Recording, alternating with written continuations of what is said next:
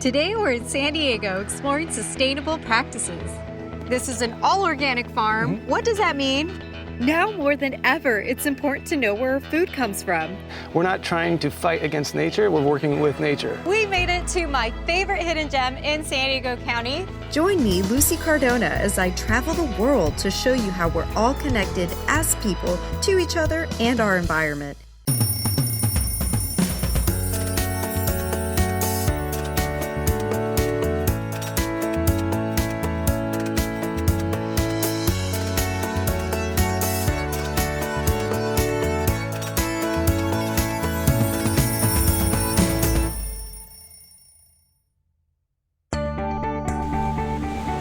It's our responsibility to take care of the environment. We all live on this planet. It's our home, and this is our wake-up call to take action. Today, I'm in sunny San Diego, California, known as America's finest city and a leader in sustainability. San Diego reduced 104,000 tons of carbon dioxide, and they're known for their beautiful, clean beaches. We're starting our day today in beautiful Encinitas, California. This charming beach town is known to be one of the best surf spots in the world. It's inspiring meditation gardens and these cool guys. Encinitas is just 30 miles west of Escondido, where I'm heading later today to see my friend Spencer Rudolph, owner and creator of Sage Hill Ranch Gardens, an all-organic farm. Before we get going to Spencer's farm, we're going to go to one of San Diego's hidden gems. Tucked away in a peaceful suburb in North County, there's a hidden gem when traveling to San Diego you don't want to miss.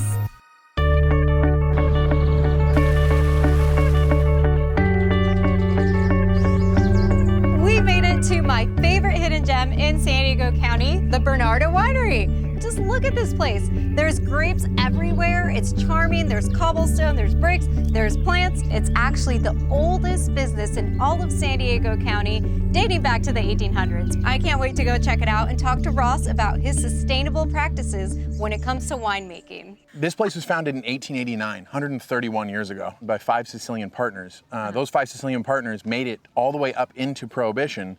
And then, of course, Prohibition hit, can't make wine anymore. That's where my grandfather came in. He came across this place, and of course the founders were like, we're out of here, we can't make wine anymore. Yeah. So my grandfather purchased the property in 1927, and here we are. During the winemaking process, we have all this byproduct, the skins and the seeds after pressing, after fermentation. We just want to keep the juice, right? Right. All those skins and seeds go into this massive compost pile, which is smelly. However, I can imagine. It's so great after a year of composting to be put back into this vineyard to make it green and lush again. Want to cruise up to the winery and I'll show you more? Yeah, can I try one of those first? Absolutely. That was a delicious grape, but it gets even better. They use the leftover sediment to create disinfectant and don't let anything go to waste. We're gonna pull some wine out of this barrel, and you know, a lot of things happen in this barrel throughout the maturation process, right? Which is usually between 1 and 2 years. All the sediment during fermentation sinks to the bottom of this barrel, right? Now we are currently not using an apparatus long enough to get to the bottom.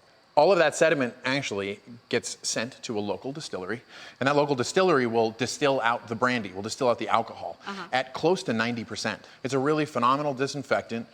We put it in spray bottles, we clean the tanks, we clean this kind of stuff. Anything that touches the wine, we clean with that. So it's a really great circle, right? Yeah, it's a really great it's full circle. You guys are using all parts of it. You know, and then of course the last thing is to sip, but we're not done working, so we can't drink yet.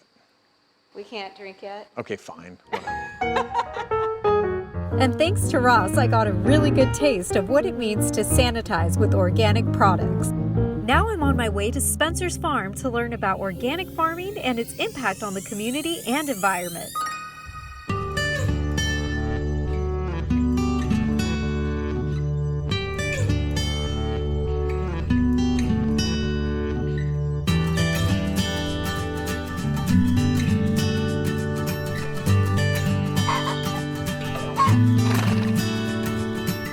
We are here at Sage Hill Ranch Gardens. I am so excited because it's beautiful, it's green, it's organic.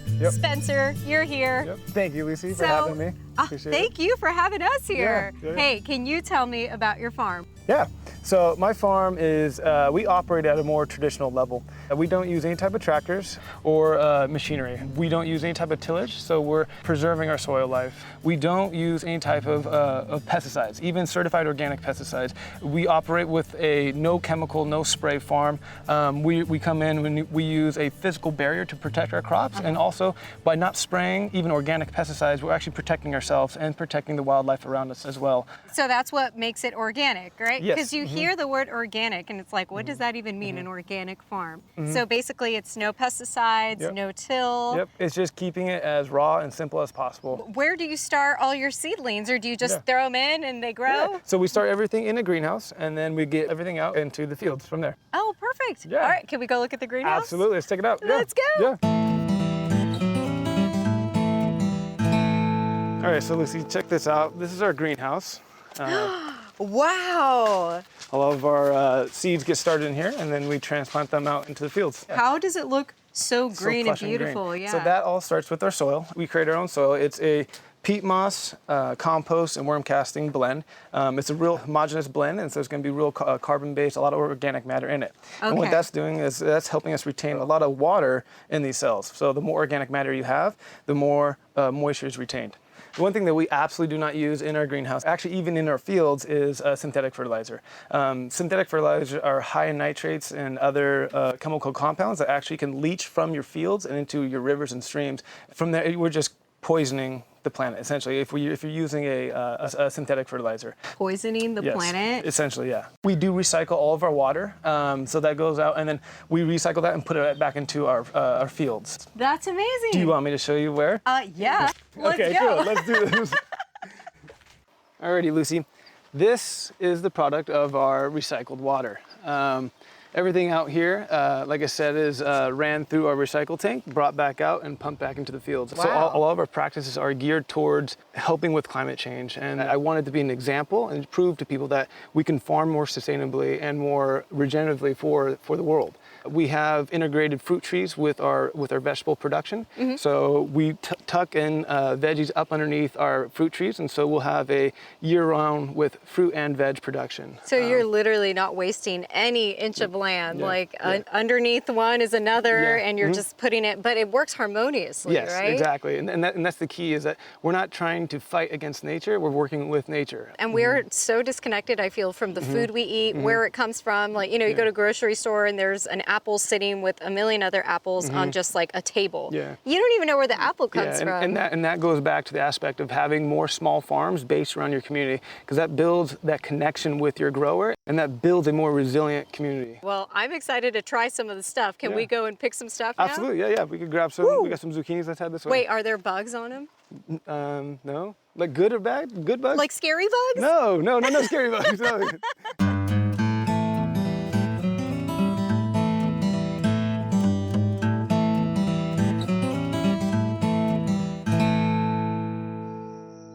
This is pretty incredible that these literally came from your vines that you planted out of seed, and this is now here for us to eat. A lot of people don't know where their food comes from. There's no connection of community, and I'm really just floored by all of the work you do and keeping it all organic and really like putting love into everything. And is that why you started the farm? Did you feel you wanted to create a difference in the community, or?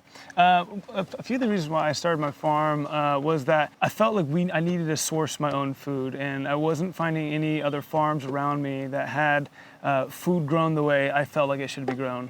And so once I had started that, I felt even a deeper responsibility to grow it even more organic, like past what the certification even requires us to be organic, and to teach others how to grow our food the way we grow it. It's kind of alarming how many the dropout rate for young farmers under 30 is. It's kind of scary that you don't see too many younger people picking up agriculture. You now have these older generation farmers still farming the way they were taught, which was through the Industrial Revolution with tractors and things like that, and it destroys our planet, and we can't continue down that path.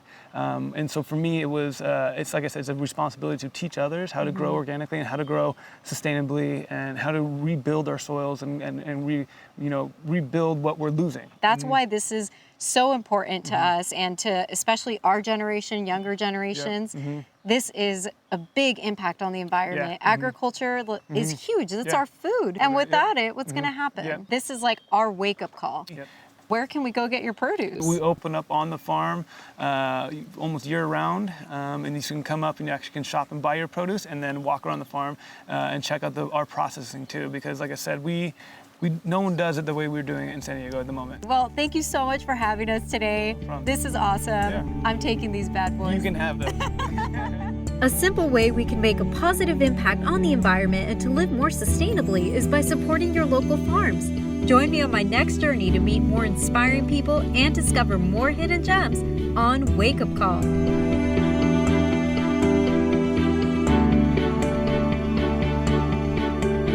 Do you or someone you know care about the environment as much as I do? Let us know, and you may be our next featured guest on Wake Up Call. Find us on social media at Wake Up Call with Lucy Cardona. It's time to take action.